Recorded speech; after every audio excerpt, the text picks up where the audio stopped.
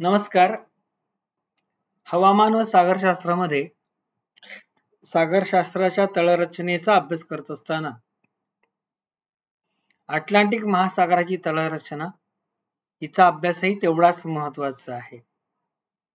Atlantic महासागर हा उत्तर आणि दक्षिण अमेरिका यांचा पूर्व किनारा, उत्तर आणि दक्षिण अमेरिकांचा पूर्व किनारा, युरोप आणि दक्षिण आफ्रिका यांचा पश्चिम किनारा याच्यामध्ये आहे. दुसऱ्या भाषेत सांगायचं तर अटलांटिक महासागराच्या पश्चिमेला उत्तर आणि दक्षिण अमेरिकेचा पूर्व किनारा आहे आणि अटलांटिक महासागराच्या पूर्वेला युरोप आणि दक्षिण आफ्रिकेचा पश्चिम किनारा आहे. आता या दक्षिण आफ्रिकेचा जो पश्चिम किनारा आहे, जो अटलांटिक महासागरामध्ये, यामध्ये महासागराला लागून हा पठारी प्रदेश आहे.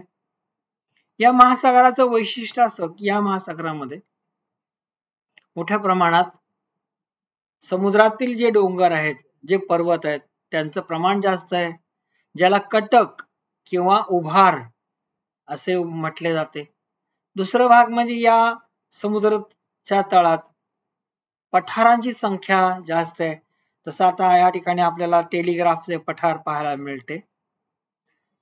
या समुद्रामध्ये, अटलांटिक महासागरामध्ये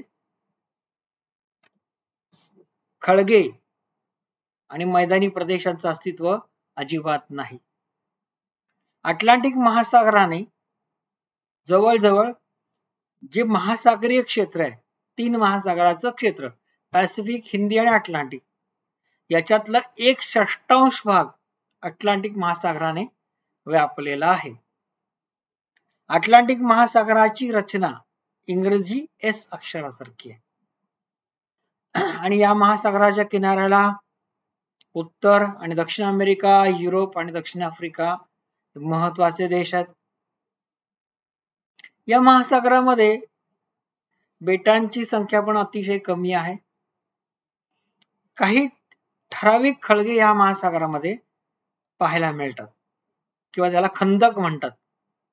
या ठिकाणी प्युर्टो खंदक, जो उत्तर अमेरिकेच्या पूर्व किनाऱ्याला पाहायला मिळतो, तर दक्षिण अमेरिकेच्या जे टोक आलेलं आहे तिथं एक खंदक आहे, ज्याला रोमांशो खळगा खंदक गर्ता, तिन्ही शब्द त्या अर्थीच वापरलेले आहेत. तर या महासागरामध्ये सर्वाधिक डोंगरांची संख्या जास्त आहे, ज्याला उभार असं म्हटलं जातं. दक्षिण आफ्रिकेच्या किनाऱ्याला पठारावरती चॅलेंजर नावाचे उभार आहे.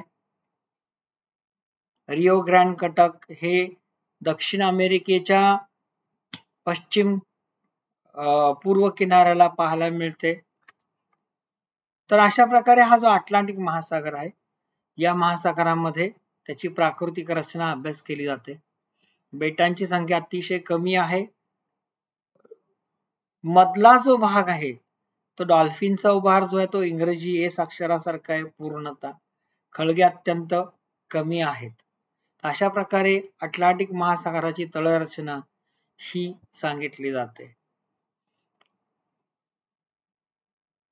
धन्यवाद.